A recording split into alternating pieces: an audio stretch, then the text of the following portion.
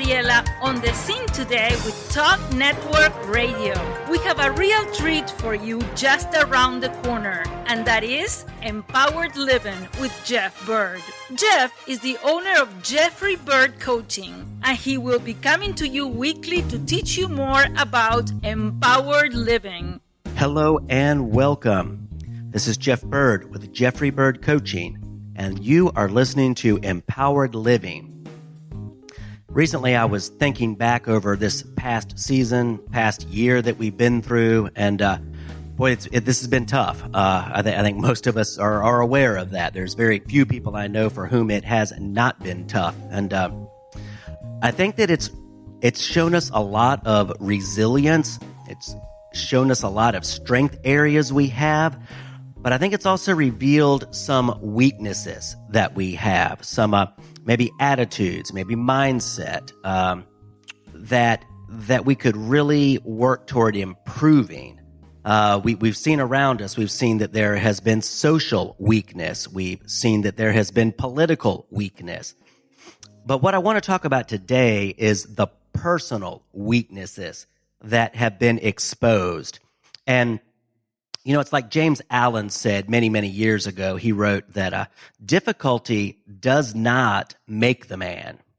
It reveals him to himself. And a lot of times, I think that's really the case. I think that we see ourselves most clearly when there's a difficulty. We see how we think. We see how we respond. We find out what we really believe about life and about how to proceed and how to progress. And no matter the good news, that's the bad news. The good news is that after we've seen those weaknesses, we can take positive action to strengthen those weaknesses in whatever area they show up. And there's many areas that we can discover a weakness, obviously in the physical realm, also in the intellectual realm. We may decide, hey, this is an area where I really want to know more. I want to discover more of this. I want to be stronger in this area. I want to have a higher aptitude in this intellectual area, and also emotional. It could be an emotion that we want to enhance, say kindness, say loving the other people closest to us. We want to enhance those things. We might want to enhance the patience. And there may also be something that we want to work toward eliminating. Maybe it's impatience. Maybe it's frustration. Maybe it's just negative feelings that we want to work toward eliminating. The good news is we can work toward eliminating them. Maybe it's also a spiritual need that arises. I think I've seen, I know that I've experienced a lot of this myself in the past year, and I've seen this in a lot of other people. A lot of times we feel like, okay, wow, there's no solution for this unless God intervenes. I think he has a way of creating circumstances to help us see that. And then we go to him and then we go, okay, now what basis am I going to him on? What confidence can I have that he's going to respond favorably to me? And he gives us all the confidence in the world if we'll have it. But what do we need to understand better to increase that confidence? And what do we need to believe more completely? So it could be a spiritual need as well. So recently I was reading in the book of 1 Chronicles in the Bible, 1 Chronicles 12:2, and I came across this very interesting statement. It said that there were archers using both the right and left hands to sling stones and to shoot arrows from the bow. And I thought about that, and I thought, wow, those are some bad dudes. You know, you never really, I've never seen that depicted in a war movie. People who can shoot arrows with the right and left hand. I mean, even Legolas, come on. Even he only shot with the one hand. I never saw him switch back and forth shooting arrows with the right and left hand.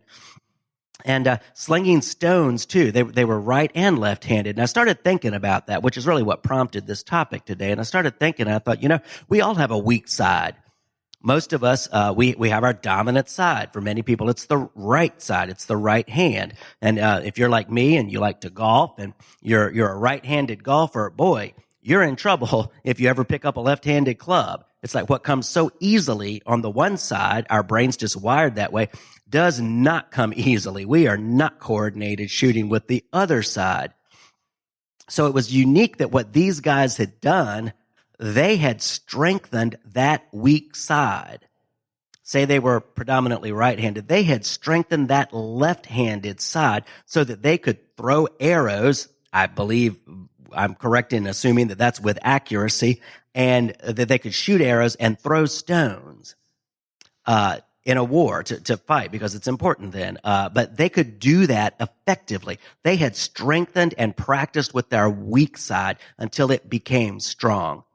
And this may be true in many areas of physical weakness. I know there are many people who were born with a disability or acquired a disability as life has gone on, and many have become very depressed over that. I think of Nick Vujicic, who was born with tetraamelia. He had no arms and no legs, just a little kind of flipper foot. He calls it his chicken leg.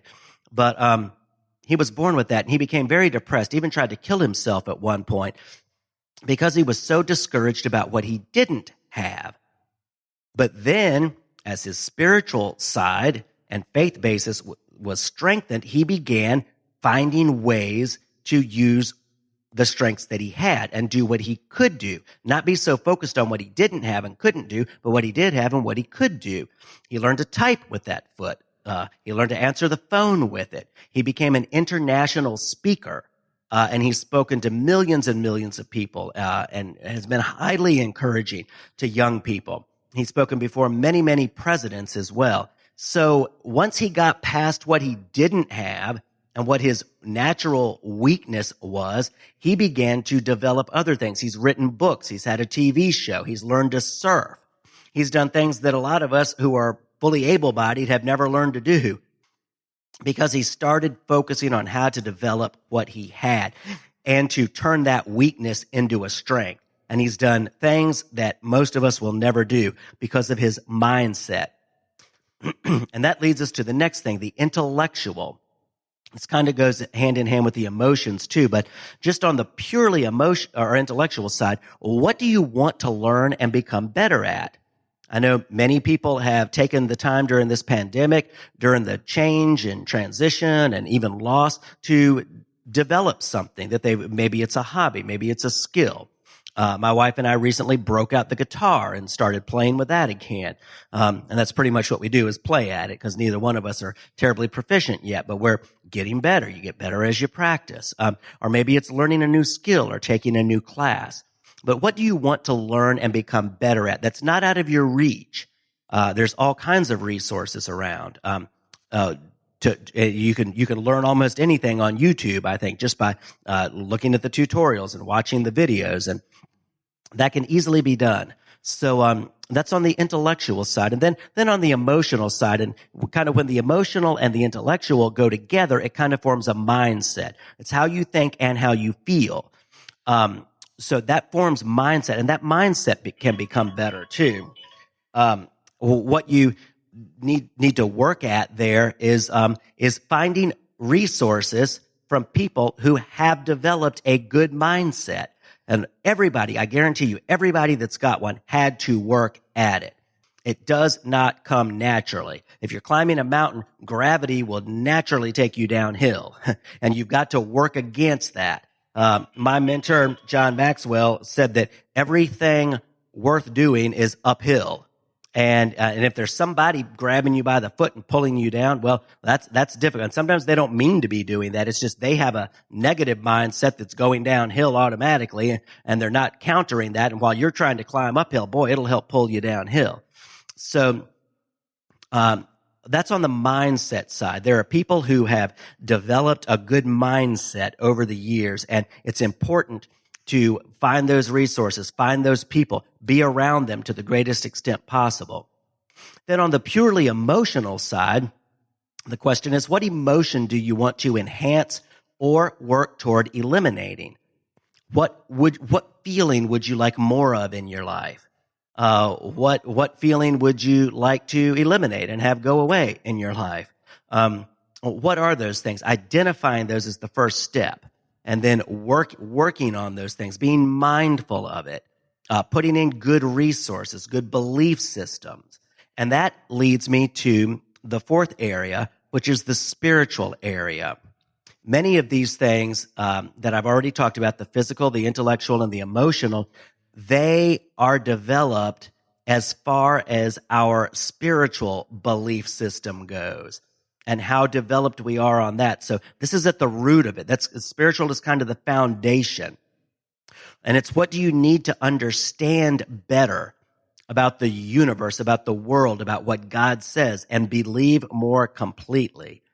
There's a verse in Hebrews 11:34. It talks about people in the past, and it says, by faith, out of weakness, they were made strong.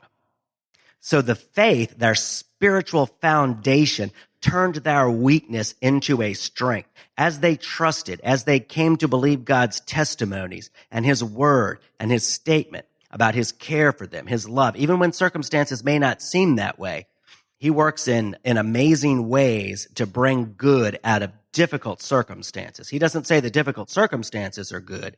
He says he's able to bring good out of the difficult circumstances. To look at our own need and to think that, wow, when he looked at me, all of the universe was operating just as he made it to operate. But when he looked at my need, he actually stood up from the throne and stepped down all the way to Bethlehem, all the way to a cross, all the way to a resurrection. He came as lowly as it could get, not because he was weak, but because he was strong enough to come to the lowliest place for me and for you. And that's just amazing, what he's done for us. And to realize, hey, that's a love and that's a strength. There's a strength in that.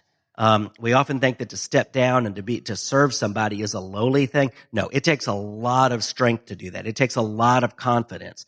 It just takes a lot of knowing who you are and what you're here for to do that. So maybe it's a greater depth of spiritual understanding. And I tell you, God, Jesus said, he said, hey, if you seek, you will find. If you knock, the door will be open to you. If you ask, it will be given to you. So he's made promises that anybody who seeks is going to find, and asks is going to be given.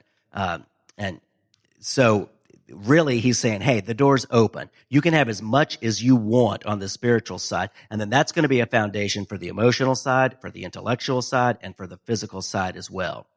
So a few tips I want to give you. Number one, don't resist the circumstances that bring up weakness. Now, none of us like to have weakness and need exposed, but don't resist that. Don't fight against it. Allow it to do what it's there for, and that is expose what's really there. So let that come up and then identify those weak areas. Don't run from them. Don't try to bury them. Don't try to hide them. Just go, oh, wow, okay, I am weak in that area. I would like to develop there on whichever level it is. And then the second thing is find what strengthens your weaknesses and work on that. If it's a spiritual thing, maybe your prayer and meditation time, putting in the right thoughts, doing like I do each morning and reading multiple chapters of the Bible and just thinking about it, asking questions, writing things down. When you get an insight, writing that down. Or maybe on the emotional level, maybe there's someone else around you who's struggled with something, an emotion, struggled with anger, struggled with impatience, struggled with forgiveness, struggled with those things. And being with them if you can, or if they have a resource, at least getting a hold of that resource and taking time to digest that material, that resource material, and think of it and with a view to applying it. That will help you to see from the perspective and to see the process that someone else has been through who's struggling with the same challenge you are. And if it's on the intellectual side, you can find out what it is you want to learn and get a book or watch a YouTube video or meet with somebody who knows more about that and ask them questions. Most people are willing to help if they've got something they can share.